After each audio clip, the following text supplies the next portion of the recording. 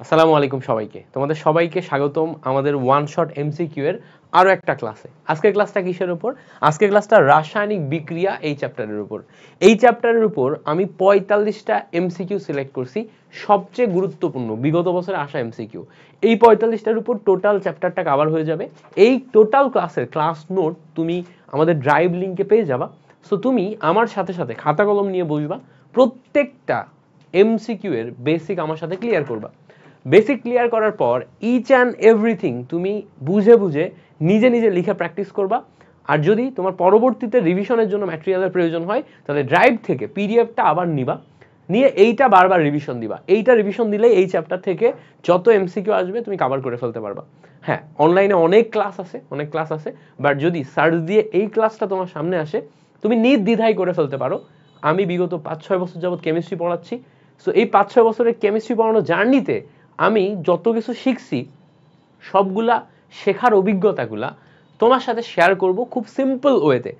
তুমি কেমিস্ট্রি এই ক্লাসটা করার পর ফান মনে হবে, এটা আমি তোমাকে গ্যারান্টি দিচ্ছি। সো মিল্টন ভাইয়ের উপর ভরসা রেখে ক্লাসটা শুরু করো। আর আমাদের আইটিএস একাডেমির সাথে থেকো। আমাদের আইটিএস একাডেমি তোমাদেরকে সাপোর্ট দেওয়ার জন্য সবসময় প্রস্তুত আছে। সো চলো আমরা দেরি না করে শুরু করি। প্রথমে আসো, বলছে হেবার পদ্ধতিতে অ্যামোনিয়া উৎপাদনের জন্য অ্যামোনিয়া উৎপাদনের সময় প্রভাবক হিসেবে কোনটি ব্যবহার হয়। তো আমরা যখন হেবার পদ্ধতিতে অ্যামোনিয়া উৎপাদন করি তখন আমাদের প্রভাবক হিসেবে কোনটা ব্যবহার হয় সেইটা এখানে জিজ্ঞেস করছে। প্রভাবক হিসেবে কোনটা ব্যবহার হয় খেয়াল করো, আমরা যখন নাইট্রোজেন প্লাস 3 হাইড্রোজেন এইটা দিয়ে 2 মোল অ্যামোনিয়া উৎপাদন করি, 2 মোল অ্যামোনিয়া, তখন এই নাইট্রোজেন এবং হাইড্রোজেনকে একটা নলের ভিতর দিয়ে চালনা করা হয়। এখানে একটা নল থাকে, এই নলের ভিতর দিয়ে নাইট্রোজেন এবং হাইড্রোজেনকে চালনা করা হয়। করলে এই সাইড দিয়ে তোমার NH3 অ্যামোনিয়া তৈরি হয়। তুমি কি জানো এই নলটা কিসের তৈরি? এই নলটা আসলে আয়রন নল। এই নলটা আসলে কিসের নল? এই নলটা আসলে আয়রন নল, আয়রন বা লোহার নল। তো আয়রন নলকে আমরা আয়রন চূর্ণ বলতেছি। সো আমরা এখানে প্রভাবক হিসেবে আয়রন চূর্ণ ব্যবহার করি। তাহলে আমরা নাইট্রোজেন এবং 3 হাইড্রোজেন এইটা আয়রন চূর্ণের মধ্য দিয়ে প্রবাহিত করলে 2 মোল অ্যামোনিয়া তৈরি হয়। আমাদের এখানে টেম্পারেচারও থাকে 450 থেকে 500 ডিগ্রি বা 550 ডিগ্রি সেন্টিগ্রেড টেম্পারেচারে আমরা এই বিক্রিয়াটা করি। তাহলে এইটাকে আরেকটা নাম দেয়া হয়, সেটাকে বলা হয় হেবার পদ্ধতিতে, হেবার প্রণালী। ঠিক আছে, তাহলে আমরা মাথায় রাখবো হেবার প্রণালীতে অ্যামোনিয়া প্রস্তুত হয়। হেবার প্রণালীতে নাইট্রোজেনের সাথে কয় মোল হাইড্রোজেন বিক্রিয়া করে? উত্তর হচ্ছে 3 মোল। 1 মোল নাইট্রোজেনের সাথে 3 মোল হাইড্রোজেন বিক্রিয়া করে 2 মোল অ্যামোনিয়া প্রস্তুত করে। এটাও একটা সুন্দর সুন্দর এমসিকিউ যে 1 মোল নাইট্রোজেনের সাথে 3 মোল হাইড্রোজেন উৎপাদন করে কি? 2 মোল অ্যামোনিয়া। এটা আমাদের মাথায় রাখতে হবে। এবং ফাইনালি উৎপাদন হয় কি? উৎপাদন হয় হচ্ছে আয়রন চূর্ণ। উৎপাদন কি হয়? উৎপাদন হয় হচ্ছে আয়রন চূর্ণ। ওকে, এবার আসো পরেরটা আসি। তাহলে আয়রন চূর্ণ কারেক্ট অ্যান্সার পেয়ে গেলাম, এ নাম্বার। ওকে গ্রেট, আমরা পরে আসি। পরে বলছে হেবার প্রণালীতে অ্যামোনিয়া উৎপাদনে প্রভাবক কোনটা। দেখো সেম এমসিকিউ, এবার আয়রন চূর্ণ না লিখে সরাসরি আয়রন দেয়া আছে। তাহলে আয়রন দেয়া থাকলে আমরা জানি আয়রনের সংকেত হচ্ছে Fe। তাহলে অ্যান্সার কি হবে? অ্যান্সার হবে এ নাম্বার, Fe। পারবো না? খুব সিম্পল এমসিকিউ, পারবো। এবার বলছে দেখো নাইট্রোজেন এবং 3 হাইড্রোজেন এইটা বিক্রিয়া করে যখন আমরা অ্যামোনিয়া প্রস্তুত করি তখন আমাদের চাপ কত থাকে ভাইয়া? এই দেখো চাপ থাকে 200 থেকে 250 অ্যাটম। তার মানে আমরা যখন নাইট্রোজেন প্লাস 3 হাইড্রোজেন এইটা আয়রন চূর্ণ বা আয়রন প্রভাবকের উপস্থিতিতে 2 মোল অ্যামোনিয়াতে উৎপাদন করব, তখন আমাদের 200 থেকে 250 অ্যাটমসফিয়ারিক চাপ এইটা থাকতে হবে। তাহলে এই ইনফরমেশনগুলোও আমাদের মুখস্থ বা মনে থাকা চাই, এগুলো আমাদের মনে থাকতে হবে। রাসায়নিক বিক্রিয়া চ্যাপ্টারে মাস্ট। বিশেষ করে অ্যামোনিয়া উৎপাদনের এই বিক্রিয়া তোমার সারা জীবন কাজে লাগবে। সারা জীবন মানে যতদিন তুমি কেমিস্ট্রি পড়বা আর কি, কেমিস্ট্রি যতদিন পড়বা ততদিন কাজে লাগবে। আর যদি তুমি পিওর কেমিক্যাল ইঞ্জিনিয়ারিং এই ব্যাকগ্রাউন্ডে তুমি যদি পরবর্তীতে ইঞ্জিনিয়ারিং পাস করো তাহলে তোমার এই ইন্ডাস্ট্রিতে অ্যামোনিয়া উৎপাদন ভালো করে শেখা লাগবে। এই ইন্ডাস্ট্রিতে অ্যামোনিয়া উৎপাদন প্রচুর কাজে লাগে, ফলে তুমি চাকরির পরীক্ষা দিতে যখন যাবা তখন এটা জানা লাগবে। দিস ইজ ওই লেভেলের ইম্পর্টেন্ট, সো মাথায় রাখো। ঠিক আছে, আচ্ছা পরে আসো। পরে বলছে কোনটি তাপ উৎপাদী বিক্রিয়া। ভাইয়া তাপ উৎপাদী বিক্রিয়া মানে যেই বিক্রিয়া করে নিজে নিজে তাপ উৎপন্ন করে, যেই বিক্রিয়া নিজে নিজে মানে বিক্রিয়া করার মাধ্যমে নিজে নিজে তাপ উৎপন্ন করে, ঠিক আছে, নিজে নিজে তাপ তৈরি করে, সেটাকে আমরা তাপ উৎপাদী বলি। তো নিজে নিজে তাপ তৈরি করে এরকম যে বিক্রিয়াগুলো আছে সেটার ভিতরে আমরা জানি যে অ্যামোনিয়া উৎপাদনের যে বিক্রিয়া এটাতে তাপ উৎপন্ন হয়। তাহলে কি হচ্ছে দেখো, নাইট্রোজেন এবং 3 হাইড্রোজেন বিক্রিয়া করে যখন 2 মোল অ্যামোনিয়া তৈরি হচ্ছে এই সময় 92 কিলোজুল তাপও তৈরি হয়। ভাইয়া যদি 92 কিলোজুল তাপ তৈরি হয় তখন ডান পাশে এটা প্লাস দিয়ে চিহ্নিত করা হয়। এইটাকে আমরা যদি আবার ডেল এর মাধ্যমে লিখি তখন del H equals to minus 92 kilojoule. Del H এর মান কি, তখন মাইনাস 92 কিলোজুল। তাহলে দেখো নাইট্রোজেন এবং 3 হাইড্রোজেন মিলে যখন আমরা 2 মোল অ্যামোনিয়া তৈরি করছি তখন অ্যামোনিয়া তৈরি করলে আমাদের এখানে তাপ উৎপন্ন হচ্ছে কয় জুল, 92 কিলোজুল। 92 কিলোজুল তাপ উৎপন্ন হচ্ছে, এটাকে বোঝানোর জন্য আমরা প্লাস 92 করব। কি করব, প্লাস 92 করব। এই যে প্লাস 92 করব, খেয়াল করো এই প্লাস 92 দিয়ে বোঝাই এখানে তাপ উৎপন্ন হয়েছে। ভাইয়া এখানে কিন্তু আরেকটা রেড সিগন্যাল আছে। রেড সিগন্যাল কি, এইটা যদি আমার তাপ উৎপন্নকারী বিক্রিয়া হয় তাহলে বাকি তিনটা আমার তাপহারী। আমার কিন্তু বিভিন্ন সময় জিজ্ঞেস করবে নিচের কোনটি তাপহারী বিক্রিয়া।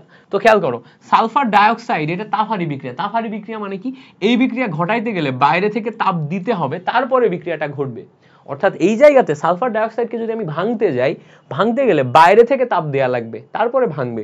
সেম ভাবে পানিকে যদি আমি ভাঙতে যাই বাইরে থেকে তাপ দেয়া লাগবে তারপরে ভাঙবে। সেম ভাবে নাইট্রোজেন এবং অক্সিজেনকে বিক্রিয়া করে 2 নাইট্রোজেন অক্সাইড যদি আমি করতে চাই বাইরে থেকে তাপ দেয়া লাগবে তারপরে ভাঙবে। নাইট্রোজেন এবং অক্সিজেন মিলে 2 নাইট্রোজেন অক্সাইড, এইটা যদি আমি ভাঙতে যাই তাহলে বাইরে থেকে তাপ দেয়া লাগবে তারপরে ভাঙবে। ঠিক আছে, তাহলে বাইরে থেকে তাপ দিলে তারপরে আমি ভাঙতে পারবো। তাহলে এটা হচ্ছে 2 নাইট্রোজেন অক্সাইড তৈরির বিক্রিয়া। তার মানে এই তিনটা আমার তাপহারী, মনে রাখতে হবে, এটা বারবার লিখে লিখে মুখস্থ করবা। সালফার ডাইঅক্সাইড তাপ দিলে তারপরে ওটা হবে, সালফার প্লাস অক্সিজেন হবে। হাইড্রোজেন বা পানিকে ভাঙবো আমি কিভাবে, তাপ দিলে তারপরে হাইড্রোজেন অক্সিজেন হবে। সেম ভাবে নাইট্রোজেন অক্সিজেনকে তাপ দিলে তারপর বিক্রিয়া করবে। তার মানে প্রথম তিনটা তাপহারী, পরেরটা আমার তাপ উৎপাদী। এটা আমি মাথায় রাখবো।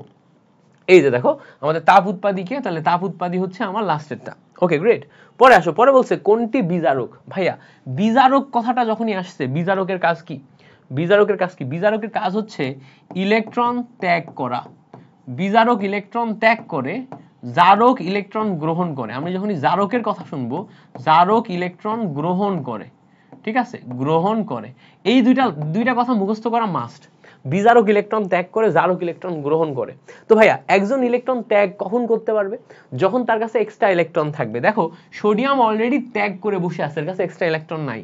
ক্যালসিয়াম অলরেডি ত্যাগ করে বসে আছে, এর কাছেও এক্সট্রা ইলেকট্রন নাই। বাট ক্লোরিন দেখো একটা গ্রহণ করে বসে আছে, ক্লোরিন একটা গ্রহণ করে বসে আছে। সো সে একটা ত্যাগ করে নরমাল ক্লোরিনে পরিণত হতে পারে।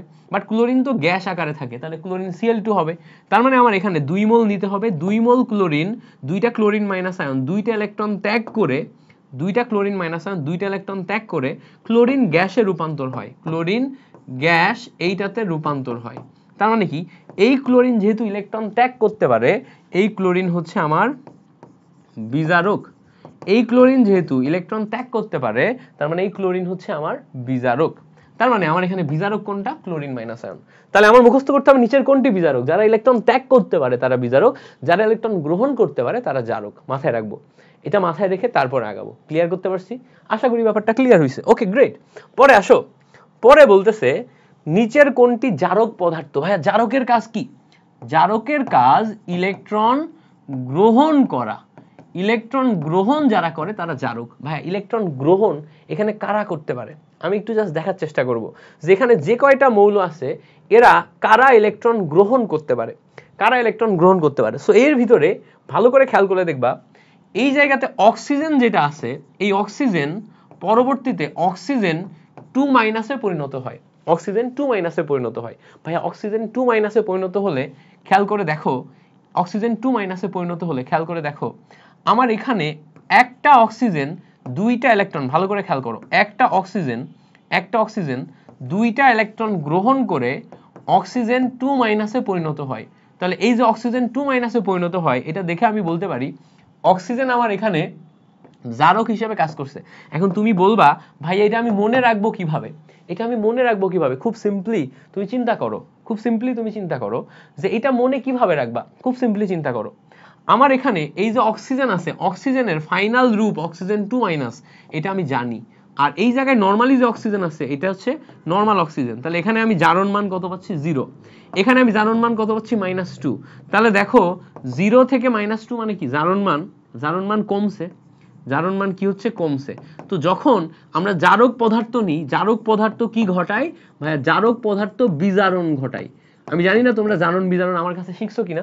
আমি যেখানে জারণ বিজারণ শিখিয়েছি রাসায়নিক বিক্রিয়া চ্যাপ্টারে, এই চ্যাপ্টারের ওয়ান শট ক্লাস দেখো, আমি খুব সুন্দর মতো শিখিয়েছি যে জারক পদার্থ বিজারণ ঘটায়। বিজারণ ঘটানো মানে হচ্ছে জারণ সংখ্যা কমা। দেখো জারণ সংখ্যা এখানে 0 ছিল, এখানে -2, এখানে 0 ছিল, এখানে -2, তাহলে 0 থেকে -2 মানে জারণ সংখ্যা কমে যাচ্ছে। 0 থেকে -2 মানে কি জারণ সংখ্যা কমে যাচ্ছে। এইটুকু বেসিক ক্লিয়ার করলে তোমার আর কখনোই ভুল হবে না। কোনটি বিজারক ভাই? বিজারক মানে কি? বিজারক মানে ইলেকট্রন, ইলেকট্রন কি হবে? ইলেকট্রন ত্যাগ করবে ভাইয়া। ইলেকট্রন ত্যাগ করলে জারণ সংখ্যা বৃদ্ধি পায়। তাহলে এটাই জারণ সংখ্যা বৃদ্ধি পাওয়া মানে হচ্ছে জারণ ঘটে। জারণ সংখ্যা বৃদ্ধি পাওয়া মানে কি? জারণ ঘটে। তো আমাকে দেখতে হবে কোন যৌগ আছে যেখানে আমাদের জারণ সংখ্যা বৃদ্ধি পায়। তো ভালো করে খেয়াল করো, নরমালি আমাদের এখানে ক্লোরিন আছে, ক্লোরিন থেকে ক্লোরিন মাইনাস আয়নে পরিণত হচ্ছে, মানে হ্রাস পাচ্ছে। হ্রাস পাইলে এই কিন্তু ইলেকট্রন গ্রহণ করে।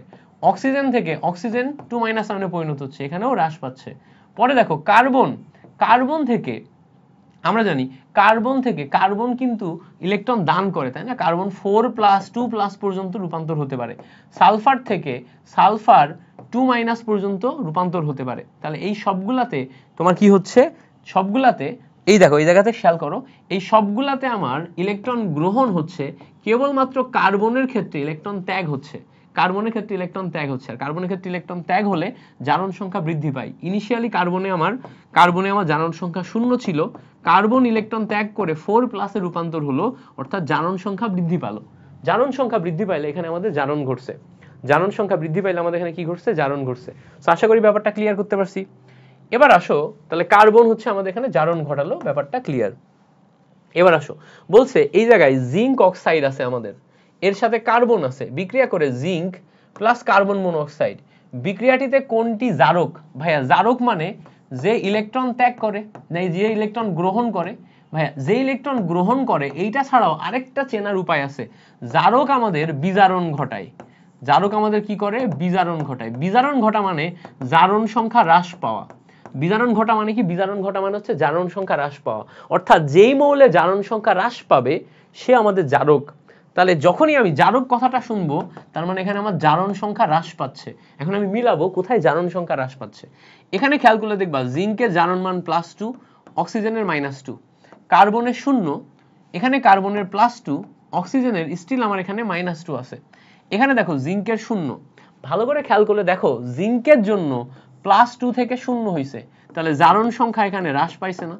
আর এখানে খেয়াল করে দেখো অক্সিজেনের যেটা ছিল সেটাই আছে, -2 আছে। কার্বনের 0 থেকে +2 হয়েছে, তার মানে কার্বনের জন্য জারণ সংখ্যা বৃদ্ধি পাইছে। কার্বনের বৃদ্ধি পাচ্ছে, জিঙ্কের হ্রাস পাচ্ছে। জিঙ্কের যদি হ্রাস পায়, তাহলে জিঙ্ক হচ্ছে আমার এখানে জারক হিসেবে কাজ করে, বিকজ জারণ সংখ্যা হ্রাস পাইলে মানে সে ইলেকট্রন গ্রহণ করছে, ইলেকট্রন গ্রহণ করা মানে সে জারক হিসেবে কাজ করছে। ঠিক আছে, তাহলে এখানে আমাদের জিঙ্ক আসবে কারেক্ট আনসার। খেয়াল করো জিঙ্ক অক্সাইড, হ্যাঁ জিঙ্ক না, শুধু জিঙ্ক না, যেহেতু এখানে আমরা জিঙ্ক অক্সাইড নিয়েছিলাম, জিঙ্ক অক্সাইড মৌল নিয়েছিলাম, ফুল জিঙ্ক অক্সাইড মৌল নিয়ে কাজ করছি, জিঙ্ক না জিঙ্ক অক্সাইড মৌল নিয়ে কাজ করছি। সো জিঙ্ক অক্সাইড আসবে হচ্ছে আমাদের কারেক্ট আনসার। দেখছো অনেক ক্ষেত্রে কিন্তু এই সেম ভুল হয়, আমি সব বুঝবো ঠিক, আমি চিন্তাও করব ঠিক, আমার সবকিছু ঠিক আছে, বাট ফাইনালি আমি দাগাবো ভুল। এইটা হচ্ছে একটা খুব বড় প্রবলেম। সবকিছু চিন্তা ঠিক করে, সবকিছু চিন্তা ভাবনা ঠিক করে ফাইনালি ভুল দাগানো, এটা খুব বড় একটা প্রবলেম, এটা করা যাবে না। এরপরে বলছে দেখো নিচের কোনটি একই সঙ্গে জারক এবং বিজারক উভয় হিসেবে কাজ করে? ভাইয়া জারক বিজারক উভয় হিসেবে কাজ করা মানে কোনো একটা মৌল, ধরো এখানে কোন একটা মৌল, এই মৌল থেকে যদি জারণ সংখ্যা বৃদ্ধি করাও পসিবল হয় তখন সে বিজারক হিসেবে কাজ করে, জারণ সংখ্যা হ্রাস করাও পসিবল হয় তখন সে জারক হিসেবে কাজ করে। তাহলে জারণ সংখ্যা বৃদ্ধি পেলে, জারণ সংখ্যা বৃদ্ধি পেলে বিজারক, ঠিক আছে, আর জারণ সংখ্যা হ্রাস পেলে জারক। তাহলে কোনো একটা মৌল যদি জারণ সংখ্যা বৃদ্ধি জারণ সংখ্যা হ্রাস দুইটাই করে, তাহলে জারক বিজারক উভয় হিসেবে কাজ করে। এই জায়গায় তুমি আয়রন 2+ কে চিন্তা করো, আয়রন 2+, আয়রন 2+ থেকে আয়রন 3+ সম্ভব। 2 থেকে 3 হচ্ছে মানে জারণ সংখ্যা বৃদ্ধি পাচ্ছে। আয়রন 2+ থেকে আয়রন প্লাস সম্ভব। আয়রন প্লাস মানে দেখো 2 থেকে 1 হচ্ছে মানে জারণ সংখ্যা হ্রাস পাচ্ছে, 2 থেকে 1 হচ্ছে মানে জারণ সংখ্যা হ্রাস পাচ্ছে। তার মানে আয়রন থেকে জারণ সংখ্যা বৃদ্ধিও সম্ভব, জারণ সংখ্যা হ্রাসও সম্ভব। আয়রন থেকে জারণ সংখ্যা বৃদ্ধিও সম্ভব, জারণ সংখ্যা হ্রাসও সম্ভব। তাহলে বৃদ্ধি হ্রাস দুইটাই যেহেতু সম্ভব, তাহলে আয়রন আমার জারক বিজারক উভয় রূপে কাজ করে। তাহলে কোনটি একই সঙ্গে জারক বিজারক উভয় রূপে কাজ করে? উত্তর হচ্ছে আয়রন। আয়রন 2+, আয়রনের এখান থেকে আয়রন তোমার 3+ও সম্ভব, আয়রন প্লাসও সম্ভব। তাহলে এটা জারক বিজারক উভয় রূপে কাজ করে। তাহলে আমি জারক বিজারকের জন্য কি দেখবো? আমি জারণ সংখ্যার দিকে খেয়াল করব, তাহলে আমার এমসিকিউ বের করা ইজি হবে। এমসিকিউ ট্রিকটা কি? এমসিকিউ ট্রিক হচ্ছে আমি জারণ সংখ্যার দিকে তাকাবো। জারণ সংখ্যার দিকে তাকালে আমার জন্য বের করা ইজি হবে। নর্মালি তাকাইলে আমাদের জন্য এত ইজি হবে না। ওকে, তাহলে এটা আমাদের আয়রন 2+। ওকে, গ্রেট। এবার আসো, বলছে ধাতব হ্যালাইডে হ্যালোজেনের জারণ সংখ্যা কত? ভাই খুব সিম্পলি একটু চিন্তা করো। হ্যালোজেনে ধাতব হ্যালাইড, খেয়াল করে দেখো, ধাতব হ্যালাইড মানে যাও ক্যালসিয়াম ক্লোরাইড, সোডিয়াম ক্লোরাইড, তারপরে পটাশিয়াম ক্লোরাইড। এগুলা দেখো, বাম সাইডে আমার ধাতু আছে, ডান সাইডে হ্যালোজেন আছে। বাম সাইডে আমার ধাতু আছে, ডান সাইডে হ্যালোজেন আছে। বাম সাইডে আমার ধাতু আছে, ডান সাইডে হ্যালোজেন আছে। এই যে হ্যালোজেনগুলো আছে, এই জায়গায় যদি আমি ক্যালসিয়ামের জন্য +2 নিই, তখন এই জায়গাতে আমার 2টা ক্লোরিন নিতে হবে, ক্লোরিনের আসবে -1 করে। এখানে যদি আমি +1 নিই, এখানে আসে -1, এখানে +1 নিলে এখানে আসে -1। তাহলে সোজা কথা, ধাতব হ্যালাইডে যে হ্যালোজেনগুলো ব্যবহার হয়, এদের জারণ সংখ্যা আমরা -1 ধরি। তাহলে ধাতব হ্যালাইডে হ্যালোজেনের জারণ সংখ্যা কত? উত্তর হচ্ছে -1। আবার বলি, ধাতব হ্যালাইডে হ্যালোজেনের জারণ সংখ্যা কত? উত্তর হচ্ছে -1। মাথায় থাকে যেন, ধাতব হ্যালাইড হ্যালোজেন জারণ সংখ্যা -1। গ্রেট। এবার আসো, এই পর্যন্ত ক্লিয়ার হইল। পরের কোশ্চেনে যাই। পরের কোশ্চেন বলছে ক্যালসিয়াম, এইটার জারণ সংখ্যা কত? ক্যালসিয়ামের জারণ সংখ্যা কত? ভাইয়া, ক্যালসিয়াম 2টা ইলেকট্রন ছেড়ে দিয়ে ক্যালসিয়াম 2+ পরিণত হইতে পারে। যেহেতু ক্যালসিয়াম 2টা ছাড়তে পারে, এই জন্য জারণ সংখ্যা 2। ক্যালসিয়াম যেহেতু 2টা ছাড়তে পারে, এই জন্য জারণ সংখ্যা কত? 2। আবার এভাবেও বলা যায়, ক্যালসিয়ামের বহিস্থ কক্ষপথে 2টা ইলেকট্রন থাকে। ক্যালসিয়ামের সর্ববহিস্থ কক্ষপথ বা আউটার শেলে 2টা ইলেকট্রন থাকে। দ্যাটস ওয়াই ক্যালসিয়ামের জারণ সংখ্যা কত? 2। তাহলে ক্যালসিয়ামের জারণ সংখ্যা 2 আমরা কেমনে পাইলাম? ক্লিয়ার করতে পারছি? আশা করি ক্লিয়ার। ওকে, পরে বলছে দেখো, ও ক্যালসিয়ামের এই জায়গাতে দেখো, এখানে কিন্তু আবার একটু ঝামেলা আছে। ক্যালসিয়াম কিন্তু 2+ হতে পারে, 2+ হইলে জারণ সংখ্যা 2, ঠিক আছে। বাট এখানে আমাদের নর্মাল যে মৌলটা আছে না, কাহিনী অন্য জায়গায়। কাহিনী হইতেছে এখানে ক্যালসিয়াম যে নর্মাল মৌল, নর্মাল থাকা অবস্থায় জারণ সংখ্যা কত? নর্মাল থাকা অবস্থায় তো জারণ সংখ্যা 0, তাই না? নর্মাল থাকা অবস্থায় জারণ সংখ্যা +2 হবে না। 2টা ইলেকট্রন ছাড়তে পারে, তখন জারণ সংখ্যা হচ্ছে 2। মানে ধরো, যদি আমি ক্যালসিয়ামকে গ্রুপ 2 এর মৌল ধরি বা মৃৎক্ষার ধরি, মৃৎক্ষারের জারণ সংখ্যা কিন্তু +2 গ্রুপ 2 ধরলে। বাট নর্মালি ক্যালসিয়াম যখন এই অবস্থায় আছে, তখন কিন্তু 0 অবস্থায় আছে। তো তুমি দাগাবা কোনটা? 0 দাগাতে হবে। ওকে, আমি কিন্তু তাড়াহুড়া করে দাগাইছি, 2 দাগাইছি। বাট নর্মালি ক্যালসিয়ামে কি হয়? ক্যালসিয়ামের জারণ সংখ্যা ক্যালসিয়ামের জন্য 0, আর ক্যালসিয়াম থেকে ক্যালসিয়াম 2+ হয়, এখানে আসবে +2। তাহলে ক্যালসিয়াম থেকে ক্যালসিয়াম 2+, এটা হলে কি ঘটছে বলো তো? জারণ সংখ্যা যেহেতু বৃদ্ধি পাইছে, তাহলে জারণ ঘটছে। তাহলে এইটা আমার এখানে বিজারক হিসেবে কাজ করছে। কি হিসেবে কাজ করছে? বিজারক হিসেবে কাজ করছে। এইটুকু আমাদের মাথায় রাখতে হবে। ওকে, এবার বলছে দেখো, ক্যালসিয়াম হাইড্রাইডে হ্যালোজেনের জারণ সংখ্যা কত? হাইড্রোজেনের জারণ সংখ্যা ভাই ডেফিনেটলি -1। কেন? ক্যালসিয়ামের জন্য +2, এখানে আমার 2টা হাইড্রোজেন আছে, তো 2টা হাইড্রোজেন হলে একটার জন্য -1, 2টার জন্য 2 দিয়ে গুণ হবে। তাহলে দেখো, হাইড্রোজেনের জন্য আমি জারণ মান কত পাবো? -1 পাবো। বুঝতে পারছো? ক্যালসিয়াম হাইড্রাইডে হাইড্রোজেনের জারণ মান কত পাবো আমি? হাইড্রোজেনের জারণ মান আমি পাবো হচ্ছে -1। আশা করি ক্লিয়ার। ওকে, এবার দেখো, পরে বলছে পটাশিয়াম সালফাইডে সালফারের জারণ সংখ্যা কত? ভাইয়া, পটাশিয়াম সালফাইড হচ্ছে K2S পটাশিয়াম সালফাইড। এখানে সালফারের জারণ মান কত? ভাইয়া খেয়াল করো, পটাশিয়াম যেটা আছে, এইটাই আমি যদি পটাশিয়াম সালফাইডের দিকে যাই, আমাদের হাইড্রোজেন সালফাইড, পটাশিয়াম সালফাইড, এগুলা বেসিক এই টাইপের স্ট্রাকচার গঠন করে। তোমার এই যৌগগুলোর নাম মুখস্থ রাখতে হবে, ঠিক আছে? যৌগগুলোর নাম মুখস্থ না করলে তুমি পারবা না। যেমন ধরো, পটাশিয়াম সালফাইড মানে কেতে পটাশিয়াম, এসতে সালফাইড, K2O হবে। জারণ মান কেমনে করবা? দেখো, পটাশিয়ামের জন্য +1, কয়টা পটাশিয়াম? 2টা। এখন এইটা সালফারের জন্য যদি x ধরো, টোটাল মিলে 0, তাহলে x = -2 আসে। তাহলে সালফারের জন্য তুমি -2 পাও, তাহলে তুমি এখানে জারণ মান কত দিবা? -2 দিবা, তাই না? তাহলে পটাশিয়াম সালফাইড যে যৌগটা আছে, এখানে সালফারের জারণ মান তুমি -2 পাচ্ছ। ক্লিয়ার করতে পারছি? সেম ভাবে হাইড্রোজেন সালফাইডও কিন্তু সেম হইতো। এবার বলছে দেখো, KO2 মানে কি?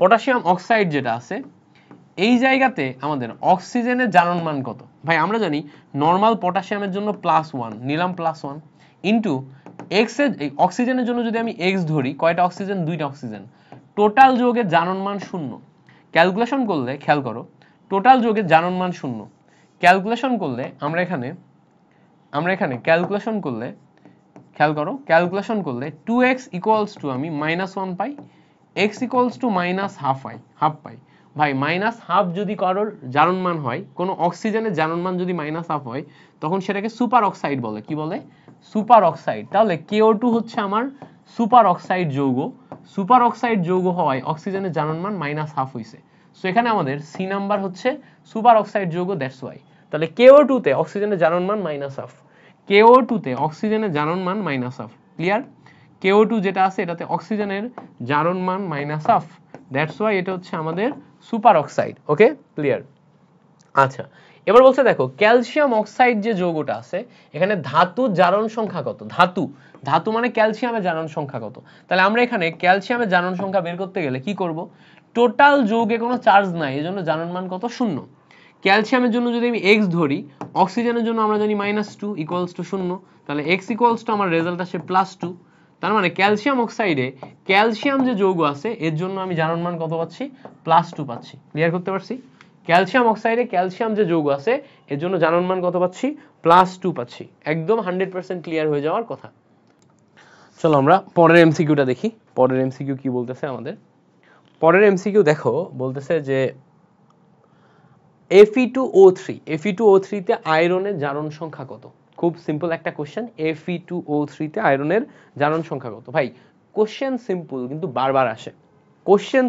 কিন্তু বারবার আসে সো আমাদের ভালো করে শিখতে হবে দেখো আমরা যখনই Fe2O3 নিব এই যৌগের উপরে কোনো চার্জ আছে এই যৌগের উপর কোনো চার্জ নাই যৌগের উপর চার্জ না থাকলে আমি ডান সাইডে 0 লিখতে পারবো জিজ্ঞেস করছে আয়রনের জারণ সংখ্যা কত আয়রনের জারণ সংখ্যাকে আমি x ধরে নিলাম কয়টা আয়রন আছে ভাইয়া এখানে দুইটা আয়রন আছে 2 দিয়ে গুণ করলাম প্লাস ভাইয়া অক্সিজেনের জারণ মান কত -2 কয়টা অক্সিজেন আছে তিনটা অক্সিজেন আছে গুণ করে = 0 লিখতে পারতেছি এবার দেখো তাহলে এখানে আমি 2x - 6 = 0 পাচ্ছি 2x = 6 পাচ্ছি x = 6/2 মানে এখান থেকে আমরা +3 পাচ্ছি সো ক্যালকুলেশন করলে আমরা ডি নাম্বার পাচ্ছি হচ্ছে কারেক্ট आंसर বুঝতে পারছো Fe2O3 তে আয়রনের জারণ মান কত আসে +3 আবার বলি Fe2O3 তে আয়রনের জারণ মান কত আসে +3 এরপরে বলছে দেখো KMnO4 এই যৌগে ম্যাঙ্গানিজের জারণ সংখ্যা কত খুবই গুরুত্বপূর্ণ এই এমসিকিউটা বারবার আসে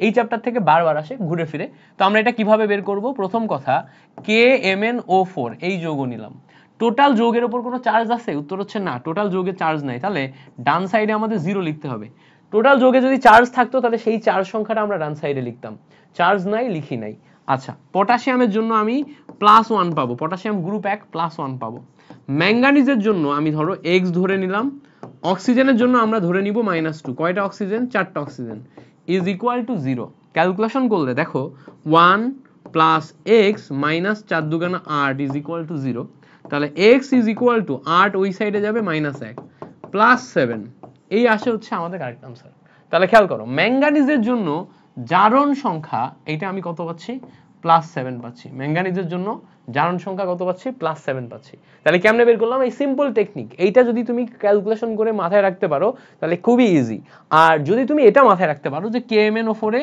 ম্যাঙ্গানিজের জারণ মান +7 তাহলে তো তোমার লাইফ আরো বেশি ইজি হয়ে যাবে বিকজ এই যৌগটা খুবই গুরুত্বপূর্ণ একটি যৌগ এইটার নিজস্ব কালার আছে গোলাপি এটা বহুত কাজে লাগে আমরা যখন অর্গানিক কেমিস্ট্রি যখন পড়ব অর্গানিকের ভিতরেও কিন্তু আমরা বিভিন্ন জায়গায় প্রভাবক হিসেবে KMnO4 ঠিক আছে জারক হিসেবে KMnO4 এবং পটাশিয়াম হাইড্রোক্সাইড এটা নিব আরো অনেকগুলা বিক্রিয়াতে আমাদের KMnO4 এর ব্যবহার হয় সো হচ্ছে KMnO4 এটা জারণ মান মনে রাখাটা অত্যন্ত গুরুত্বপূর্ণ বিক্রিয়াটা মনে রাখাই অত্যন্ত গুরুত্বপূর্ণ বা এই টোটাল যৌগটাই মনে রাখতে হবে পটাশিয়াম পারম্যাঙ্গানেট বলে নাম সহ মনে রাখতে হবে পরে বলছে দেখো K2Cr2O7 আরো একটা গুরুত্বপূর্ণ পার্ট K2Cr2O7 ভাইয়া যদি K2Cr2O7 এইটা বলে টোটাল যৌগে জারণ মান কত 0 আমাদের টোটাল যৌগে জারণ মান কত আসবে ভাইয়া টোটাল যৌগে জারণ মান 0 আসবে এখন চিন্তা করো টোটাল যৌগে যদি আমাদের জারণ মান 0 হয় আমাদের বের করা লাগবে কি আমাদের বের করা লাগবে ক্রোমিয়ামের ভাইয়া পটাশিয়ামের জন্য +1 × 2 নিলাম, ক্রোমিয়ামের জন্য আমি x নিলাম, কয়টা ক্রোমিয়াম? 2টা ক্রোমিয়াম লিখলাম। অক্সিজেনের জন্য -2, কয়টা অক্সিজেন? 7টা অক্সিজেন, 7 দিয়ে গুণ করে দিলাম। তো খেয়াল করো ইকুয়াল টু 0। তাহলে আবারও বলি, রিপিট করি, পটাশিয়ামের জন্য +1, যে কয়টা পটাশিয়াম সে কয়টা দিয়ে গুণ করতে হবে। ক্রোমিয়ামের জন্য x, যে কয়টা ক্রোমিয়াম সে কয় দিয়ে গুণ করতে হবে। অক্সিজেনের জন্য -2, যে কয়টা অক্সিজেন সে কয়টা দিয়ে গুণ করতে হবে। এই হচ্ছে টোটাল লাইন।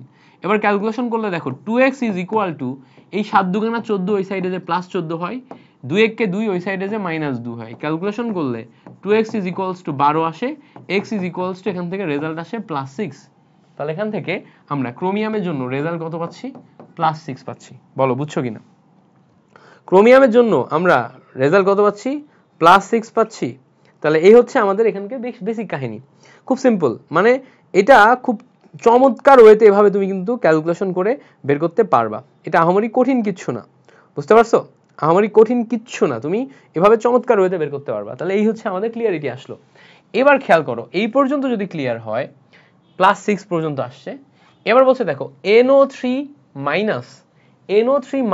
আয়নে নাইট্রোজেনের জারণ মান কত? ভাই আমরা প্রথমে NO3- লিখে নিব, মাইনাসটা লিখে নিব। আমাদের উপরে চার্জ মাইনাস আছে না, চার্জ মাইনাস আছে না? চার্জ যদি থাকে তাহলে চার্জ সংখ্যাকে আমাদের ডান সাইডে লিখতে হয়, সবসময় মাথায় রাখবো। চার্জ যদি থাকে, চার্জ সংখ্যাকে ডান সাইডে লিখতে হয়। চার্জ -1, চার্জ সংখ্যা ডান সাইডে লিখছি। বের করতে হবে নাইট্রোজেনের, লিখলাম নাইট্রোজেনের জন্য x। আছে আমার অক্সিজেন, অক্সিজেনের জন্য -2, কয়টা অক্সিজেন ভাইয়া? 3টা অক্সিজেন, ইজ ইকুয়ালস টু, ওই সাইডে -1। ক্যালকুলেশন করলে x ইকুয়ালস টু, ওই সাইডে দেখো -1, 3 দুগুণা 6, +6। ক্যালকুলেশন করলে দেখো এখান থেকে +5 আসে কারেক্ট আনসার। তাহলে এই যৌগে নাইট্রোজেনের জন্য জারণ মান হচ্ছে +5। কত ভাইয়া? NO3- জারণ মান আসে হচ্ছে +5, মাথায় থাকে জানো, কত আসে? +5। গ্রেট। পরে বলছে দেখো সালফেট 2-, SO3 2-, SO3 2-, এই যৌগে সালফারের জারণ মান কত? ভাইয়া প্রথমে আমি দেখবো এই টোটাল যৌগে চার্জ আছে কিনা। উত্তর হচ্ছে ইয়েস, চার্জ আছে। চার্জ কত? -2। তাহলে আমরা ডান সাইডে -2 নিলাম, চার্জ -2, ডান সাইডে -2 নিলাম। ভাইয়া সালফারের জন্য জারণ মান আমার x, ভাইয়া সালফারের জন্য জারণ মান কত? x ধরে নিলাম, যেহেতু সালফারটা বের করতে হবে। অক্সিজেনের জন্য জারণ মান কত? -2, অক্সিজেনের জন্য কত? -2। ভাই কয়টা অক্সিজেন আছে? 3টা অক্সিজেন আছে, তাহলে 3 দিয়ে গুণ করব, ইজ ইকুয়াল টু -2 নিলাম। এবার খেয়াল করো x - 3 দুগুণা 6 ইজ ইকুয়ালস টু -2। ক্যালকুলেশন করো x ইকুয়ালস টু, ওই সাইডে যে -2 + 6 আসে, ক্যালকুলেশন করলে এখান থেকে আমরা +4 পাই। সো এখান থেকে আমরা সি নাম্বার পাচ্ছি কারেক্ট আনসার, মানে 4। তাহলে দেখো SO4 SO3 2- এই মূলকে সালফারের জারণ মান কত? SO4 SO3 2- এই মূলকে সালফারের জারণ মান কত? SO4 2- এই মূলকে সালফারের জারণ মান পাচ্ছি হচ্ছে আমরা +4। তাহলে ক্লিয়ার কিনা? দেখো ক্লিয়ার, জারণ মান পাচ্ছি কত আমরা? +4। গ্রেট, বুঝতে পারছো? Okay great. এবার বলছে দেখো কোন যৌগটিতে সালফারের জারণ মান +4?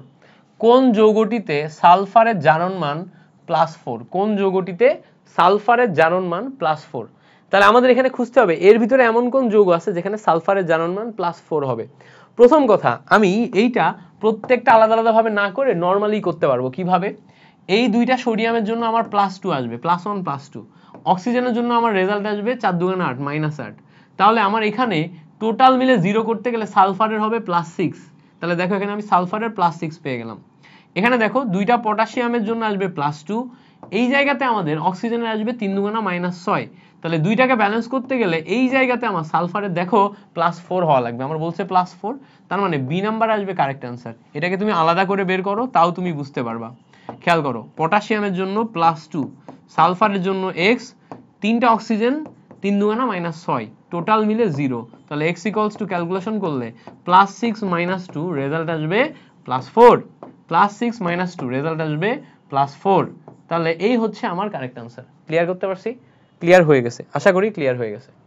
তাহলে K2SO3, এটা আশা করি আমাদের ক্লিয়ারিটি চলে আসছে। আচ্ছা গ্রেট। এবার বলছে দেখো H2SO3 যৌগে সালফারের জারণ সংখ্যা কত? H2SO3 যৌগে সালফারের জারণ সংখ্যা বের করতে বলছে। ভাইয়া H2SO3 এই যৌগে সালফারের জারণ সংখ্যা কেমনে বের করব?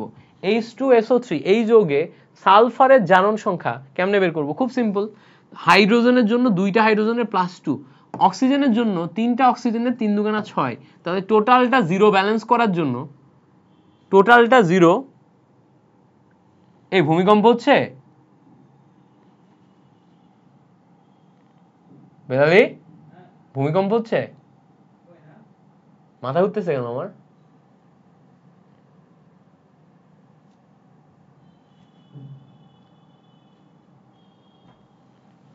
মাথা ঘুরতেছে কেন?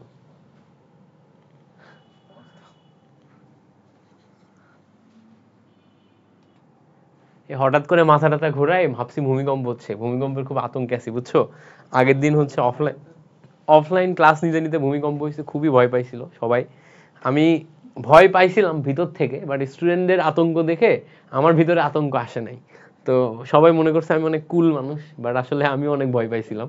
ওই যে বন্দি পাঠশালার দেখবো একটা ভিডিও ভাইরাল হয়েছে, ওই দিন আমি বন্দি পাঠশালায় অ্যাজ এ গেস্ট লেকচারার তোমার অ্যাডমিশনে ক্লাস নিতে গেছিলাম।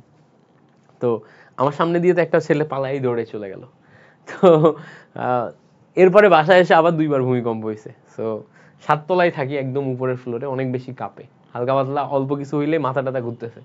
তা আমি ভাবছিলাম এখানে আবার ভূমিকম্প হইলো কিনা, ভূমিকম্প মেবি হয় নাই, আর হইলেও জানি না কি হয়েছে না হয়েছে।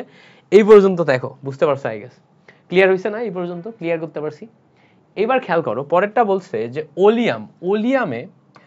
ওলিয়ামে সালফারের জারণ সংখ্যা কত? ভাইয়া ওলিয়ামের সংকেত আগে আমাদের জানতে হবে। ওলিয়ামের সংকেত হচ্ছে H2S2O4, এইটাকে বলে ওলিয়াম। ভালো করে মাথায় রাখবা, H2S2O4 এটাকে ওলিয়াম বলে। এখানে সালফারের জারণ মান বের করতে বলছে, তাই না? 2টা হাইড্রোজেনের জন্য সালফারের জারণ মান +2, তাই না? অক্সিজেনের জন্য আমরা এখানে কত নিব? অক্সিজেনের জন্য নিব হচ্ছে -4 দুগুণা 8, তাহলে এখানে আমাদের আসবে হচ্ছে 2x। তাহলে এখন ক্যালকুলেশন করা লাগবে, +2 - 2x +2 + 2x -8 = 0। ক্যালকুলেশন করলে 2x = 8 - 2 = 6, তাহলে x = 6 / 2 মানে +3, এটা আসার কথা। সো H2S2O4 এটাই তো ছিল ওলিয়ামের সংকেত। ঠিক লিখছি? 4 দুগুণা 8, 8 6, 8 6 বাদ দিলে, 8 থেকে 2 বাদ দিলে 6, 3 আসার কথা। সো এখানে আমাদের 6 লিখছে, H2S2O4, H2S2O4 না, তাহলে O6, O6 হলে 6 দুগুণা 12, ইয়েস, হ্যাঁ 6 দুগুণা 12, 2 5, 6 লিখছে কেন ওরা? ওলিয়ামের সংকেত কি দাঁড়াও? আমি তো জানি H2S2O4 এটাই ওলিয়ামের সংকেত। আমি একটু ক্রস চেক করি, ওয়েট। দেখছো ভূমিকম্পের ভয়ে মাথা ওলাই গেছে। ওলিয়ামের সংকেত H2S2O4 না, H2S2O4 না, ওলিয়ামের সংকেত। ভূমিকম্পের ভয়ে মাথার ভিতর থেকে ইনফরমেশন বের হয়ে গেছে। H2S2O4 না, H2S2O7, এইটা হচ্ছে ওলিয়ামের সংকেত, মাথায় রাখবো। এইটা কি? এটা হচ্ছে ওলিয়ামের সংকেত। কোনো চার্জ আছে? কোনো চার্জ নাই, তাহলে ডান সাইডে কত হবে? 0। দেখো হাইড্রোজেনের জন্য আমি 2 নিলাম, সালফারের জন্য আমি 2x নিলাম, যেহেতু 2টা সালফার। 7 দুগুণা কত আসবে আমার? 14, তাহলে 2x = 14 - 2 = 12 আসবে। তাহলে x = 12 / 2 মানে আমার +6 আসে, +6 আসে। তার মানে আমি এখানে ওলিয়ামের সালফারের জারণ সংখ্যা +6 পাবো। ওলিয়ামে সালফারের জারণ সংখ্যা কত পাবো? +6 পাবো। আশা করি ব্যাপারটা ক্লিয়ার। Okay great. এবার আসো, বলছে কপার সালফেট, এখানে কপার সালফেট যৌগে সালফারের জারণ সংখ্যা কত? ভাইয়া কপার সালফেট যৌগে আমার সালফারের জারণ সংখ্যা খুঁজে বের করতে হবে। আমরা জানি কপারের জারণ সংখ্যা +2, সালফারের জন্য আমি x ধরে নিলাম, অক্সিজেনের জন্য -2, কয়টা অক্সিজেন? 4টা অক্সিজেন, টোটাল মিলে 0। তাহলে ক্যালকুলেশন করলে x = 4 দুগুণা 8 - 2 মানে এখানে আমার +6 আসে। সো এখানে আমার সি নাম্বার আসবে হচ্ছে কারেক্ট আনসার। সি নাম্বার কোনটা আসবে? দেখো সি নাম্বার আসবে হচ্ছে কারেক্ট আনসার। Okay great. পরে আসো, পরে বলছে সোডিয়াম থায়োসালফেট, এই যৌগটার নাম সহ মনে রাখবা, Na2H2O3, এইটাকে বলে সোডিয়াম থায়োসালফেট। ক্যালকুলেশন করলে টোটাল যৌগের উপর যেহেতু চার্জ নাই, এজন্য ডান সাইডে কি লিখবো? 0। দেখো সোডিয়াম 2টা আছে, একটা সোডিয়ামের জন্য +1, 2টা আছে এজন্য 2 দিয়ে গুণ করলাম। সালফারের জন্য x নিচ্ছি, 2টা সালফার এজন্য 2 দিয়ে গুণ করলাম। অক্সিজেনের জন্য -2 নিচ্ছি, এই জায়গাতে দেখো 3টা অক্সিজেন, এজন্য 3 দিয়ে গুণ করলাম, = 0। ক্যালকুলেশন করলে দেখো 2 + 2x - 3 দুগুণা 6 = 0। ক্যালকুলেশন করো 2x is equals to 6 minus 2 is equals to plus 4। তাহলে এখানে ক্যালকুলেশন করলে x equals to 4 divided by 2 মানে হচ্ছে 2, 4 ডিভাইডেড বাই 2 মানে হচ্ছে 2, তার মানে সি নাম্বার হচ্ছে আমার কারেক্ট আনসার, সি নাম্বার হচ্ছে আমার কারেক্ট আনসার। তাহলে এই হচ্ছে আমাদের কারেক্ট আনসার। গ্রেট, বুঝতে পারছো? তাহলে দেখো আগে যখন আমরা ওলিয়ামেরটা শিখলাম না, আগে যখন আমরা ওলিয়ামেরটা শিখলাম, ওলিয়ামের যেমন সংকেত মনে রাখতে হবে যে H2S2O7 এটাকে অলিয়াম বলে, সেম ভাবে সোডিয়াম থায়োসালফেট বলতে Na2S2O3 বোঝায়, এটাও মনে রাখতে হবে, কারণ অনেক ক্ষেত্রে তোমার শুধু বাংলায় লিখে দিবে সোডিয়াম থায়োসালফেট, সংকেত দিয়ে দিবে না, শুধুমাত্র বাংলায় লিখে দিবে সোডিয়াম থায়োসালফেট, সংকেত দিয়ে দিবে না। সো যদি শুধুমাত্র বাংলায় লিখে দেয় সোডিয়াম থায়োসালফেট, তখন আমাদের এটা পারতে হবে, আর পারার জন্য আমাদের মনে থাকা জরুরি। মনে থাকবে কথাটা? আচ্ছা, এরপরে বলছে দেখো পরের এমসিকিউতে যাই, CH-Cl3 এই যৌগে কার্বনের জারণ মান কত? তাহলে দেখো আমরা এখানে CH-Cl3 নিচ্ছি না, টোটাল যৌগে জারণ মান কত? 0। ভাইয়া কার্বনের জারণ মান কত জিজ্ঞেস করছে, কার্বনের জারণ মান আমি x ধরে নিলাম। হাইড্রোজেনের জন্য কত জানি ভাইয়া? হাইড্রোজেনের জন্য +1, তাই না? হাইড্রোজেনের জন্য কত? +1। তো এখানে আমরা হাইড্রোজেনের জন্য যদি +1 ধরি তাহলে মিলবে নাকি -1 ধরলে মিলবে? এই জায়গাতে আমাদের কার্বনের, এটা আমরা মানে এটা জৈব যৌগ, আমরা এখানে দেখেই বুঝতে পারছি CH-Cl3 এটা জৈব যৌগ, এটা হচ্ছে ক্লোরোফর্মের সংকেত। ক্লোরোফর্ম বা জৈব যৌগের ক্ষেত্রে কার্বনের জারণ মান সবসময় +4 হয়, এটা আলাদা করে বের করার কিছু নাই। সো এখানে আমাদের এই ক্লোরিনের জন্য -1, হাইড্রোজেনের জন্য -1, তাহলে কি হবে? কার্বনের জন্য +4, ক্লোরিনের জন্য -1, তাহলে -1 × 3 আর এখানে -4, এই টোটাল মিলে 0 হয়। তাহলে এখানে আমি +4 দাগাইতে পারবো, একদম অনায়াসে +4 দাগাইতে পারবো, তাই তো? বাট এখানে এরা কি করছে দেখো, এখানে এরা +2 দিছে, +2 দিছে, মানে নর্মাল সেন্সে আমি যদি আমাকে জিজ্ঞেস করো এটা ক্লোরোফর্ম জৈব যৌগ, তো সেক্ষেত্রে আমি কিন্তু +4 দাগাবো। বাট এখানে এরা +2 দিছে। +2 কোন সেন্সে হচ্ছে দেখো, +2 সেন্স হচ্ছে CH-Cl3 এটা নিলাম, টোটাল যৌগের জারণ মান 0। কার্বনের জন্য x ধরছো, কার্বনের জন্য x ধরছো, হাইড্রোজেনের জন্য তুমি জানো হাইড্রোজেন সবসময় +1 দেয়, তাহলে এখানে আমার যে ক্লোরিন আছে, ক্লোরিন কত? -3 হবে। কেন? একটা ক্লোরিনের জন্য -1, তিনটা ক্লোরিন -3, টোটাল মিলে 0। ক্যালকুলেশন করলে দেখো x = +3 - 1 মিলে আমার +2 আসতেছে। এখন কার্বনের জারণ মান কিন্তু দুইটা, কার্বনের একটা জারণ মান হচ্ছে 2, একটা জারণ মান হচ্ছে 2, আর একটা জারণ মান হচ্ছে 4। আমাকে যদি জিজ্ঞেস করো এটা ক্লোরোফর্ম জৈব যৌগ, জৈব যৌগের ক্ষেত্রে কার্বনের জারণ মান +2 হওয়ার কথা, +4 হওয়ার কথা। বাট নর্মাল সেন্সে এভাবে যদি ক্যালকুলেশন করো তাহলে +2 আসছে। যেহেতু উত্তরে +2 দেয়া আছে, তার মানে গাইডেও +2 দেয়া আছে, অর্থাৎ বোর্ড এক্সামেও +2ই নিবে। সো তুমি এটাই দাগাবা, ঠিক আছে? এটাই দাগাবা, কি দাগাবা? +2 দাগাবা। ওকে, মনে থাকবে কি দাগাবা? +2 দাগাবা। তাহলে দুইটা সেন্সই বলে দিলাম যে এখানে কার্বনের জারণ মান অর্গানিকের ক্ষেত্রে আসলে আমরা +4 ধরে কাজ করি, 4টা হাত সেভাবে ধরে কাজ করি যে কার্বনের 4 হাতে 3 হাতে 3টা ক্লোরিন, 1 হাতে হাইড্রোজেন থাকে। সো আমাদের কার্বনের জারণ মান +4 হয়, এভাবে চিন্তা করে কাজ করি। পরে বলছে দেখো ক্যালসিয়াম এবং ক্লোরিন বিক্রিয়া করে আমাদের এখানে ক্যালসিয়াম ক্লোরাইড তৈরি করছে। এই বিক্রিয়াটিতে কোনটি জারিত হয়েছে? ভাইয়া জারিত মানে কি?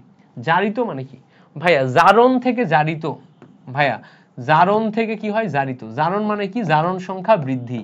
তাহলে আমাদের দেখতে হবে কোনটিতে জারণ সংখ্যা বৃদ্ধি পাইছে।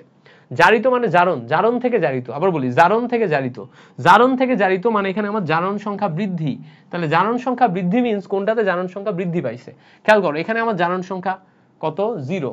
এখানে ভালো করে খেয়াল করো জারণ সংখ্যা +2, এখানে জারণ সংখ্যা 0, এখানে জারণ সংখ্যা ক্লোরিনের -1। তাহলে দেখো ক্যালসিয়ামের জারণ সংখ্যা 0 থেকে +2 হইছে না, তার মানে কি জারণ সংখ্যা বৃদ্ধি পাইছে।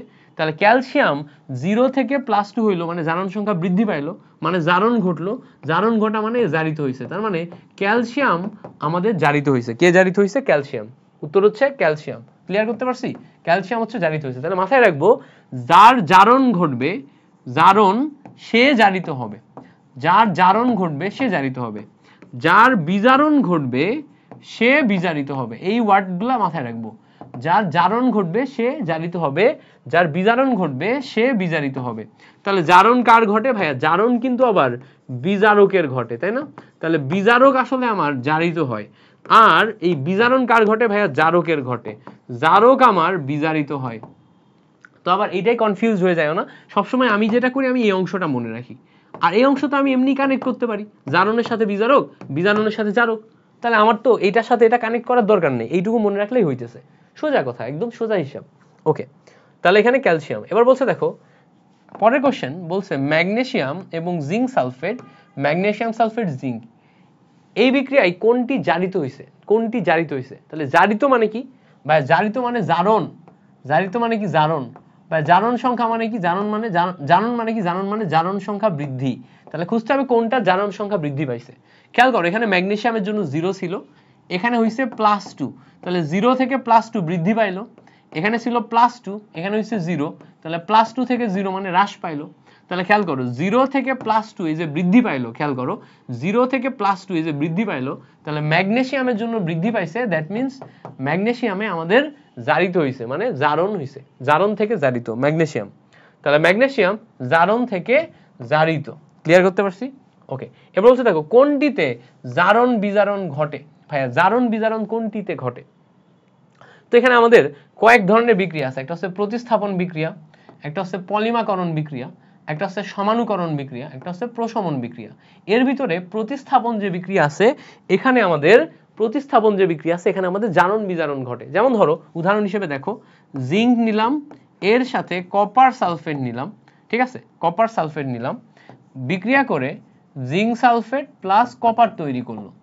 তো এখানে দেখো জিঙ্কের 0 ছিল, 0 থেকে +2 হয়েছে, আর কপারের +2 ছিল, এখানে জিঙ্ক হয়েছে। ভালো করে খেয়াল করো তো, কপারের জায়গায় এখানে জিঙ্ক বসছে না, কপারের জায়গায় জিঙ্ক বসছে, এই কপারের জায়গায় জিঙ্ক কি করলো, প্রতিস্থাপন করলো, প্রতিস্থাপিত হইলো। কপারের জায়গায় জিঙ্ক আমাদের প্রতিস্থাপিত হয়েছে, কপারের জায়গায় জিঙ্ক কি প্রতিস্থাপিত হয়েছে। আর এখানে দেখো 0 থেকে +2 মানে জারণ সংখ্যা বৃদ্ধি, +2 থেকে 0 মানে জারণ সংখ্যা হ্রাস, অর্থাৎ জারণ সংখ্যা বৃদ্ধি, জারণ সংখ্যা হ্রাস, এগুলো আমি দেখতে পাচ্ছি, চোখের সামনে দেখা যাচ্ছে। জারণ সংখ্যা বৃদ্ধি হয়েছে, জারণ সংখ্যা হ্রাস হয়েছে। সো জারণ সংখ্যা বৃদ্ধি, জারণ সংখ্যা হ্রাস, এটা হচ্ছে জারণ বিজারণ বিক্রিয়ায় ঘটে। আবার বলি, জারণ সংখ্যা বৃদ্ধি, জারণ সংখ্যা হ্রাস, এগুলা জারণ বিজারণ বিক্রিয়ায় ঘটে। তাহলে জারণ বিজারণ বিক্রিয়া যেখানে ঘটছে, জারণ বিজারণ বিক্রিয়া যেখানে ঘটছে, সেটা আসলে আমাদের প্রতিস্থাপন বিক্রিয়া। ওকে, ক্লিয়ার করতে পারছি? প্রতিস্থাপন কারা? যেখানে জারণ বিজারণ বিক্রিয়া ঘটছে। ওকে, এবার বলছে দেখো Cu2Cl2, ক্লিয়ার করো, দেখো Cu2Cl2, Cl2 এটা বিক্রিয়া করে CuCl2, এটি কোন ধরনের বিক্রিয়া? ভালো করে খেয়াল করো, এই জায়গাতে বোঝার চেষ্টা করবা। এখানে কপারের জারণ সংখ্যা, ক্লোরিনের জারণ সংখ্যা 0, এখানে ক্লোরিনের জারণ সংখ্যা -1, এখানে কপারের জারণ সংখ্যা +2, এখানে কপারের জারণ সংখ্যা তুমি বের করলে কিছু একটা পাবা। বের করে দেখি কত পাচ্ছি। দেখো আমি এখানে 2x ধরে নিলাম, ক্লোরিনের জন্য -2 = 0, সেখানে আমি 2x = 2 পাচ্ছি, x = +1 পাচ্ছি, তার মানে এখানে আমার +1 আসবে। তাহলে ভালো করে খেয়াল করো, +1 থেকে +2 হয়েছে, 0 থেকে -1 হয়েছে, অর্থাৎ একটাই বাড়ছে একটাই কমছে, একটাই বাড়ছে একটাই কমছে, তার মানে জারণ সংখ্যা বৃদ্ধি হ্রাস হয়েছে। ভাই জারণ সংখ্যা বৃদ্ধি হ্রাস হইলে এইটা কিন্তু জারণ বিজারণ বিক্রিয়া, তাই না? এটা কিন্তু জারণ বিজারণ বিক্রিয়া হইছে না, জারণ বিজারণ বিক্রিয়া। জারণ সংখ্যা বৃদ্ধি হ্রাস যদি হয়, এটা হচ্ছে জারণ বিজারণ বিক্রিয়া। এবার এখানে আরো একটা জিনিস আছে, জারণ বিজারণ বিক্রিয়া ছাড়াও দেখো দুইটা একত্রিত হয়ে একটা তৈরি হইছে না, দুইটা একত্রিত হয়ে একটা তৈরি হলে এটাকে আমরা সংযোজন বিক্রিয়াও বলতে পারবো। তাহলে এটা একটা জারণ বিজারণ বিক্রিয়া। জারণ বিজারণ বিক্রিয়া মানে এই বিক্রিয়াকে আমরা রেডক্স বিক্রিয়া বলতে পারবো। তাহলে অপশনে যদি রেডক্স থাকতো তাহলে সেটা কারেক্ট আনসার। আর যেহেতু দুইটা মিলে একটা তৈরি হয়েছে, তার মানে দুইটা মিলে একটা তৈরি হলে একত্রিত হয়ে গেছে, মানে যোগ হয়েছে। দুইটা মিলে একটা তৈরি হওয়া মানে একত্রিত হয়েছে, যোগ হয়েছে, তার মানে এটা হচ্ছে আমাদের সংযোজন বিক্রিয়ার ভিতরেও পড়বে। আচ্ছা, বলছে কোনটি নন রেডক্স বিক্রিয়া। ভাইয়া নন রেডক্স বিক্রিয়া মানে কি? যেখানে জারণ বিজারণ হবে না। নন রেডক্স বিক্রিয়া মানে যেখানে জারণ বিজারণ হবে না। সো আমরা দেখি কোনটা নন রেডক্স বিক্রিয়া। এটা হচ্ছে পানি যোজন বিক্রিয়া যেগুলো আছে, এগুলো হচ্ছে আমাদের জারণ বিজারণ, মানে নন রেডক্স, মানে এখানে কোনো জারণ বিজারণ হবে না। যেমন ধরো কপার সালফেট এটা নিলাম, এর সাথে আমি 5 মলিকিউল পানি যোগ করলাম, যোগ করে কপার সালফেট ইনটু 5 মলিকিউল পানি এরকম পাবো। এখানে কোনো জারণ বিজারণ কিচ্ছু হয় নাই, জাস্ট নরমালি পানি যোগ হয়ে গেছে। সেম ভাবে জিঙ্ক সালফেট, এর সাথে আমরা 7 মলিকিউল পানি নিলাম, নিলে জিঙ্ক সালফেট তার সাথে 7 মলিকিউল পানি যোগ হয়ে যায় সরাসরি। তাহলে দেখো কপার সালফেটের সাথে 5 মলিকিউল পানি, জিঙ্ক সালফেটের সাথে 7 মলিকিউল পানি, এগুলো সরাসরি যোগ হয়ে যায়। এই টাইপের সরাসরি যোগ হয়ে গেলে এগুলো এক একটা পানি যোজন বিক্রিয়া। পানি যোজন বিক্রিয়ার ক্ষেত্রে এগুলাকে আমি নন রেডক্স বিক্রিয়া বলি। পানি যোজন বিক্রিয়ার ক্ষেত্রে এগুলাকে আমি নন রেডক্স বিক্রিয়া বলি। ক্লিয়ার? আচ্ছা, ক্লিয়ার করতে পারছি। এবার বলছে দেখো KCl এবং এর সাথে সিলভার নাইট্রেট, এই দুইটা বিক্রিয়া করে বিক্রিয়ায় দর্শক আয়ন কোণগুলা এটা বের করতে বলছে। বিক্রিয়ায় দর্শক আয়ন কোণগুলা এটা বের করতে বলছে। তাহলে দেখো KCl প্লাস সিলভার নাইট্রেট এই বিক্রিয়ায় দর্শক আয়ন কোণগুলা সেটা বের করতে বলছে। আচ্ছা, এটা কিভাবে বের করব? খুব সিম্পল, আগে তোমাকে এখানে বিক্রিয়াটা করানো লাগবে। তো দেখো এখানে আমি KCl নিলাম, এরপর আমি সিলভার নাইট্রেট নিলাম, বিক্রিয়া শেষ করে খেয়াল করো এখানে এখানে এই সিলভার আর ক্লোরিন মিলে সিলভার ক্লোরাইড নিলাম, আর এইটার এটা মিলে পটাশিয়াম নাইট্রেট এইটা বের করলাম।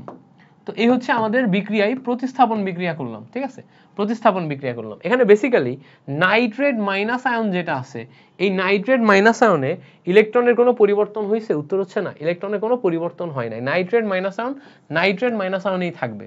পটাশিয়াম প্লাস আয়নই থাকবে। এই জন্য পটাশিয়াম প্লাস আয়ন এবং নাইট্রেট মাইনাস আয়ন এইটাকে আমরা এভারগ্রিন হচ্ছে তোমার দর্শক আয়ন বলে চিহ্নিত করতে পারবো। এই দুইটাকে আমরা দর্শক আয়ন বলে চিহ্নিত করতে পারবো। সিলভার এবং ক্লোরিন এই দুইটা জায়গা পরিবর্তন করে সিলভার ক্লোরাইড গঠন করবে। ওকে, পরে বলছে দেখো সেম জিনিস, silver nitrate plus sodium chloride বিক্রিয়া করে সোডিয়াম নাইট্রেট এবং সিলভার ক্লোরাইড এই বিক্রিয়ায় দর্শক আয়নের ক্ষেত্রে কোনটি সঠিক? তো এই টোটাল বিক্রিয়ার ক্ষেত্রে দর্শক আয়নের ক্ষেত্রে কোনটি সঠিক সেটা আমাদের ভূমিকা দেখতে হবে। তো খেয়াল করো এখানে আমার নাইট্রেট মাইনাস আয়ন আছে, এখানেও আমার নাইট্রেট মাইনাস আছে, এই টোটাল নাইট্রেটের কোনো পরিবর্তন হয় নাই। সো এই নাইট্রেটকে আমরা দর্শক আয়ন হিসেবে চিহ্নিত করতে পারবো।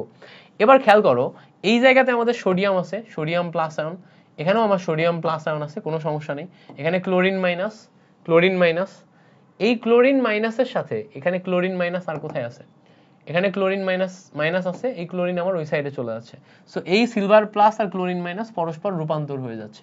সো আমি দেখতে পাচ্ছি এইটা যদি আমার দর্শক হয়, এখানে আমার দর্শক হবে কে? সিলভার।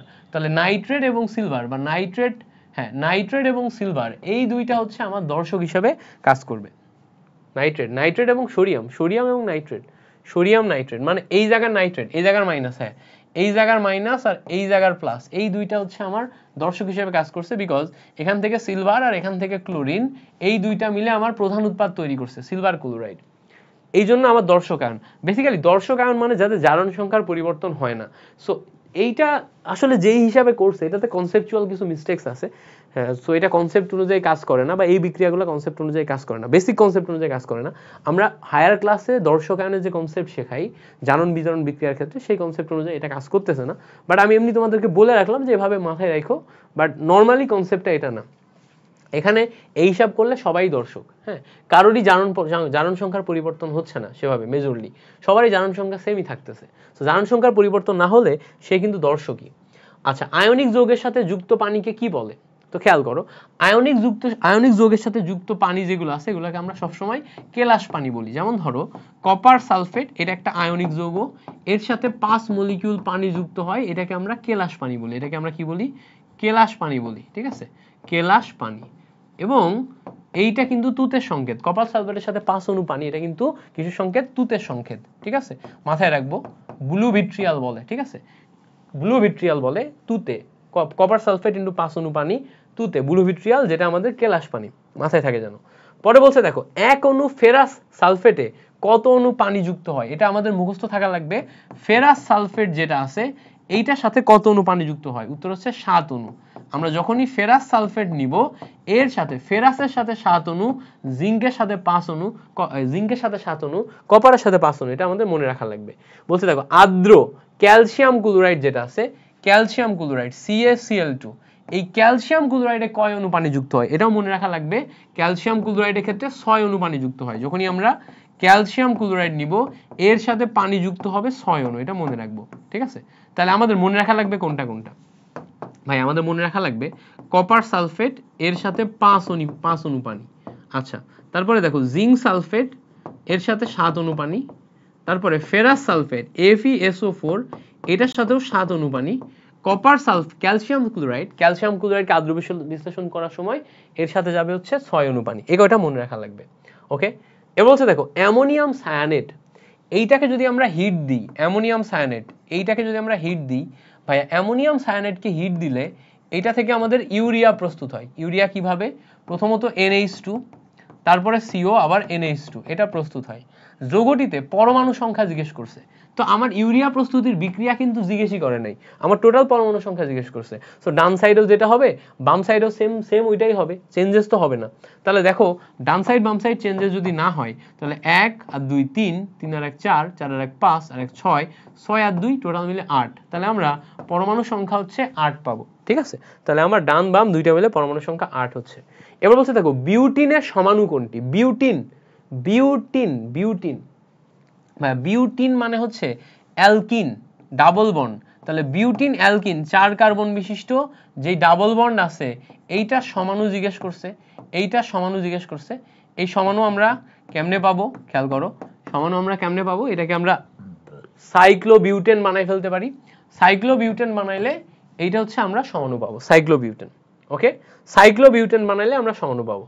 আচ্ছা, অ্যামোনিয়াম সায়ানাইড হতে ইউরিয়া তৈরির বিক্রিয়া কোন ধরনের বিক্রিয়া? এটাকে আমরা বলি হচ্ছে পলিমাকরণ বিক্রিয়া। পলিমাকরণ না, এটা হচ্ছে সমানুকরণ বিক্রিয়া বলি। সমানুকরণ মানে সেম, আণবিক সংকেত একই থাকে, শুধু গাঠনিক সংকেত পরিবর্তন হয়, এটাকে বলা সমানুকরণ বিক্রিয়া। তাহলে দেখো কি হচ্ছে, অ্যামোনিয়াম সায়ানাইড NH4CNO, এইটাকে আণবিক সংকেত সেম রেখে গাঠনিক সংকেত পরিবর্তন করা মানে হচ্ছে NH2CO NH2, শুধু এইটা পরিবর্তন করা, এটাকে বলা হচ্ছে সমানুকরণ। কি বলা হচ্ছে? সমানুকরণ। ক্লিয়ার? আচ্ছা, এরপরে বলছে দেখো পানিযুক্ত ফেরিক অক্সাইডকে কি বলে? ভাইয়া ফেরিক অক্সাইড যেটা, এর সাথে যদি আমি পানি যুক্ত করি তাহলে সেটা হয় মরিচা। ফেরিক অক্সাইড মানে কি? Fe2O3 এর সাথে NH2O, এইটা হচ্ছে মরিচার সংকেত।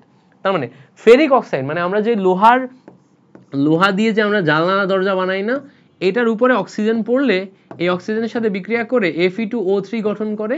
এই Fe2O3 এর সাথে বাইরে থেকে এসে যদি পানি যোগ হয়, পানি যোগ হলে মরিচা পড়ে, তাহলে পানিযুক্ত ফেরিক অক্সাইড হচ্ছে আমাদের মরিচা। আচ্ছা, এবার বলছে দেখো মৌমাছির কামড়ে ক্ষতস্থানে জ্বালা পোড়া করে নিচের কোনটির কারণে? ভাইয়া যখন আমাদের হাতে মৌমাছি কামড়ায়, এটা ধরো আমাদের হাতে আমাদের এখানে মৌমাছি কামড়ালো, মৌমাছি এখানে অ্যাসিড পুশ করে যায়। কি অ্যাসিড? ভাইয়া ফর্মিক অ্যাসিড পুশ করে যায়। সেই ফর্মিক অ্যাসিডের কারণে আমাদের জ্বালা পোড়া করে। যখন আমরা এখানে চুন দিই, যখন এখানে আমরা চুন দিই, ভাই এই চুন হচ্ছে আমাদের ক্ষারীয়, ক্ষার। অ্যাসিড এবং ক্ষার বিক্রিয়া করে লবণ পানি তৈরি করে, ফলে আমাদের জ্বালা পোড়া বন্ধ হয়ে যায়। তার মানে অ্যাসিডের কারণে আমাদের এখানে বেসিক্যালি জ্বালা পোড়াটা হইতেছে। কিসের কারণে? অ্যাসিডের কারণে।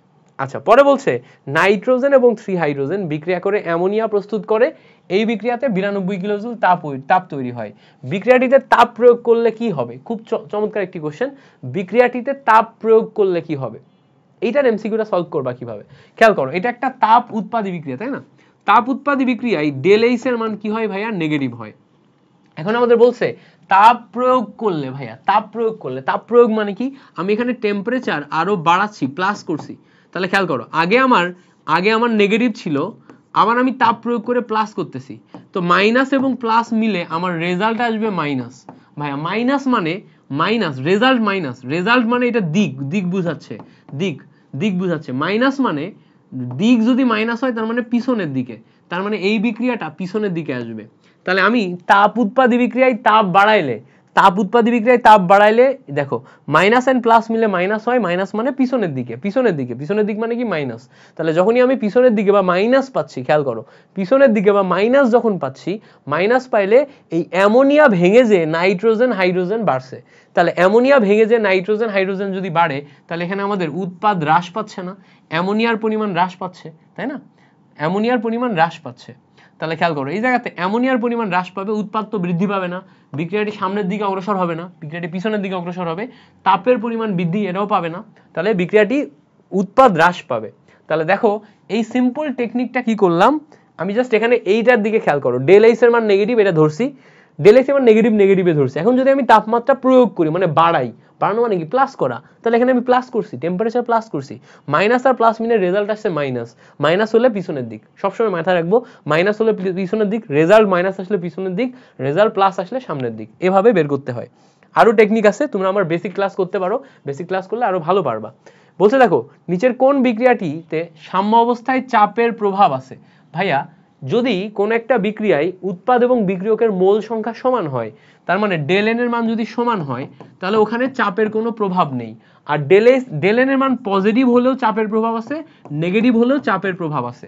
পজিটিভ হলেও চাপের প্রভাব আছে, নেগেটিভ হলেও চাপের প্রভাব আছে। তো খেয়াল করো, এখানে আমার এইটা গ্যাস, মোল সংখ্যা কত 1, এটা গ্যাস, মোল সংখ্যা কত 4, এখানে দেখো মোল সংখ্যা 1, মোল সংখ্যা 2, তাহলে ক্যালকুলেশন করলে 4 আর 1 5, 1 আর 2 3, তাহলে এখানে আমাদের মোল সংখ্যার তারতম্য আছে। মোল সংখ্যার তারতম্য থাকলে এইটার উপর চাপের প্রভাব আছে। খেয়াল করো, এই দিকের মোল সংখ্যা আর এদিকের মোল সংখ্যা সমান, চাপের প্রভাব নেই। এই দিকের মোল সংখ্যা আর এদিকের মোল সংখ্যা সমান, চাপের প্রভাব নেই। এদিকের মোল সংখ্যা আর এদিকের মোল সংখ্যা সমান, চাপের প্রভাব নেই। তাহলে বি সি ডি তে চাপের প্রভাব নেই, এ নাম্বারে আমাদের চাপের প্রভাব আছে। তাহলে এ নাম্বার হচ্ছে সেই কাঙ্ক্ষিত কাহিনী। ঠিক আছে, ক্লিয়ার করতে পারছি? সো এই কয়টাই ছিল আমাদের এখানকার এমসিকিউ। টোটাল মিলে আমরা টোটাল এমসিকিউ সলভ করছি কয়টা ভাইয়া? 45টা।